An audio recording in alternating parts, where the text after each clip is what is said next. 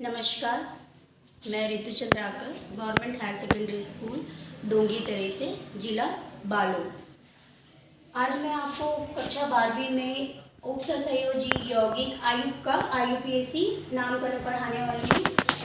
IUPAC नामकरण ये जो चैप्टर है वो 3 नंबर का आता है ना, बोर्ड के एग्जाम में। तो इसमें हम सबसे पहले देखेंगे कि उप सहसंयोजी यौगिक क्या होता है। उप सहसंयोजी यौगिक दो चीजों से मिलकर बना है, एक है केंद्रीय धातु और दूसरा है लिगेंड। ये जो लिगेंड होता है वो अपना इलेक्ट्रॉन का जोड़ा केंद्रीय धातु को देता है। केंद्रीय धातु जो होते हैं वो डी ब्लॉक एलिमेंट होते हैं। डी ब्लॉक एलिमेंट के पास चूंकि रिक्त ऑर्बिटल होता है, इसलिए लिगेंड के द्वारा दिए हुए इलेक्ट्रॉन युग्म को केंद्रीय धातु ग्रहण करता है और ग्रहण करके उप सहसंयोजी यौगिक का निर्माण करता है। अब उसके बाद हम देखेंगे IUPAC नामकरण। IUPAC नामकरण के नियम हैं। सबसे पहले नियम में हम देखेंगे कि हम जब बोलते हैं कुछ शब्दावली है, इसको बोलेंगे गुरु कोष्ठक। गुरु कोष्ठक के लेफ्ट साइड पे हम लिखेंगे धनायन। किसको लिखेंगे? धनायन। और राइट साइड पे हमारा रहेगा ऋणायन। मैं बता देती हूँ, इधर रहेगा धनायन, इधर रहेगा ऋणायन। इसको आयनीकरण क्षेत्र बोलते हैं, लेफ्ट और राइट साइड। फिर ये जो कोष्ठक है, कोष्ठक के अंदर जो रहेगा वो केंद्रीय धातु रहेगा, केंद्रीय धातु, और रहेगा लिगेंड।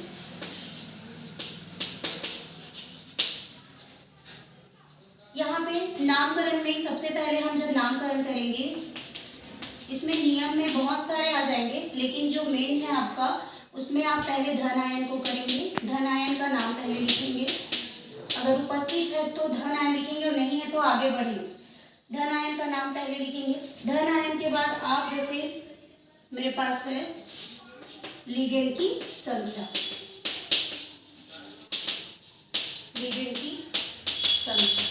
लिगेंड की संख्या के बाद लिगेंड का नाम लिखेंगे कि आपका दिया हुआ कौन सा लिगेंड है, लिगेंड का नाम। लिगेंड के नाम के बाद आप केंद्रीय धातु आयन का नाम लिखेंगे, केंद्रीय धातु आयन, केंद्रीय धातु का नाम। फिर केंद्रीय धातु का नाम के बाद आप लिखेंगे उसकी ऑक्सीकरण संख्या, केंद्रीय धातु की ऑक्सीकरण संख्या। केंद्रीय धातु की ऑक्सीकरण संख्या के बाद आप लिखेंगे ऋणात्मक आयन। ये है। तो जैसे मैं कोई एग्जांपल ले लेते हैं हम, पोटेशियम हेक्सासाइनोफेरेट है, ये एक हमारे पास कोऑर्डिनेशन कॉम्प्लेक्स है। इस पे आपको इसका नामकरण करना है।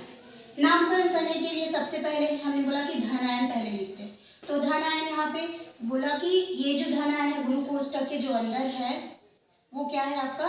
धनायन है। तो धनायन में इसमें नाम है पोटेशियम, पोटेशियम पहले लिख दीजिए।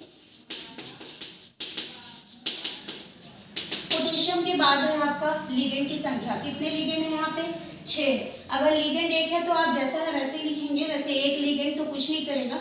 2 है तो डाई, 3 है तो ट्राई, 4 है तो टेट्रा, 5 है तो पेंटा, 6 है तो हेक्सा। जनरली ये जो उप सहसंयोजी यौगिक है वो 6 का कॉम्प्लेक्स बनाता है या फिर 4 का, है ना। तो चतुष्फल की रहेगा, 4 रहेगा तो, और 6 रहेगा तो अष्टफल की रहेगा। तो जो 6 है यहाँ पे, 6 होने से हम इसको लिखते हैं हेक्सा।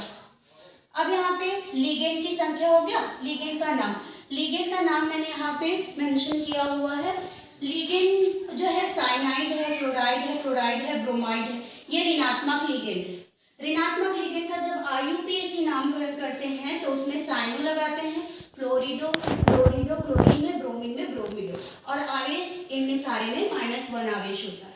ये जो है उदासीन लिगेंड है। उदासीन अमीनो है, अमीन लिखते हैं। यहाँ पे कार्बोनिल लिखते हैं और H2O को एक्वा लिखते हैं जब आयुपेसी नामकरण करते हैं। और ये उदासीन है इसलिए इस पे जो चार्जेस हैं वो शून्य है। हमारा नाइट्रोनियम करके NO2 प्लस है जिसपे एक धनात्मक लिगेंड है जिसपे +1 चार्ज। तो हम देखेंगे कि हमारे पास जो कॉम्प्लेक्स दिया गया है उस कॉम्प्लेक्स में कौन सा है, साइनाइड है, तो आयुपेसी नाम में हम उसको साइनो कर देंगे। तो यहाँ पे हेक्सा हो जाएगा, हेक्सासाइनो। हेक्सासाइनो लिगेंड का नाम हो गया। फिर केंद्रीय धातु का नाम लिखेंगे। केंद्रीय धातु का नाम जो है वो इस लिगेंड पे निर्भर करता है। अगर आपका ऋणात्मक लिगेंड है, क्योंकि हमारा साइनाइड ऋणात्मक है, तो ऋणात्मक लिगेंड होने पे आपका आयरन को हम आयरन नहीं लिखेंगे या फेरस नहीं लिखेंगे, सीधा हम क्या लिख देंगे उसको, ऋणात्मक लिगेंड होने की वजह से फेरेट लिख देंगे। जिंक है तो जिंकेट लिख देंगे, क्रोमियम है तो क्रोमेट लिख देंगे, लेड है तो प्लम्बेट लिख देंगे। लास्ट में अगर ऋणात्मक लिगेंड आपका जुड़ा हुआ है तो केंद्रीय धातु के नाम में लास्ट में 8 लगा दिया जाता है। तो यहाँ पे ऋणात्मक लिगेंड है साइनाइड, तो इसको हम फेरेट लिख देंगे। अब उसके बाद है केंद्रीय धातु का नाम के बाद है केंद्रीय धातु की ऑक्सीकरण संख्या। केंद्रीय धातु की ऑक्सीकरण संख्या निकालने के लिए हमको ऑक्सीकरण संख्या कैसे निकालते हैं इसकी जानकारी होनी चाहिए। सबसे पहले यहाँ पे मैं इसी के नीचे बता देती हूँ, पोटेशियम है, पोटेशियम हमारे पास ये क्षारीय धातु है, इसकी अपनी ऑक्सीकरण संख्या जो होती है वो +1 होती है, ठीक है। +1 के बाद चूंकि 4 पोटेशियम है इसलिए 4 हो जाएगा। फिर उसके बाद है आयरन का हमको निकालना है, जिसका निकालना है उसको X मान लिया जाएगा।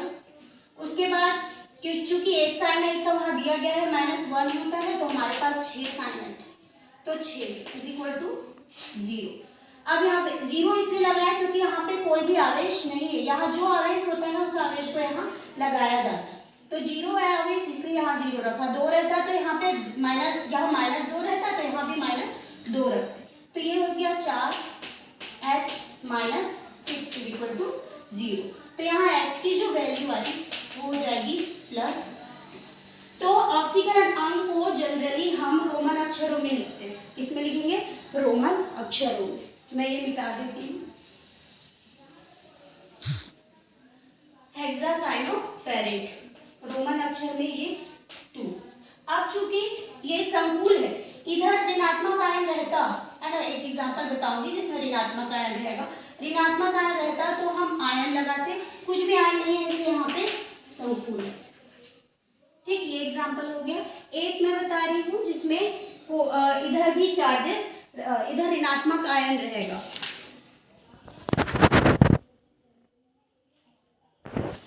मैं ये अब एक एग्जांपल बता रही हूँ जिसमें ऋण आयन है, ऋण आयन भी उसमें उपस्थित है। तो इसके लिए है हमारे पास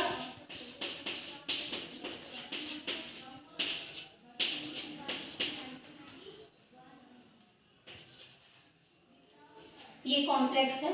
इस कॉम्प्लेक्स को अगर हम देखेंगे तो इसका नामकरण करना है, आयुपेसी नामकरण।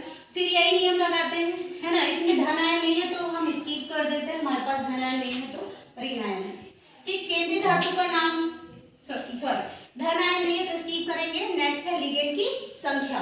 नियम में लिगेंड की संख्या, तो यहाँ पे लिगेंड है हेक्सा अमीनो, हेक्सा है, लिगेंड की संख्या हेक्सा लिख देंगे। अब चूंकि एमीन कितने हैं, 3 है, ये NH3 को हम क्या बोलेंगे, एमीन, क्या बोलेंगे, एमीन। चूंकि आयुपेसी नामकरण में उसको एमीन बोला गया है इसलिए हेक्सा एमीन।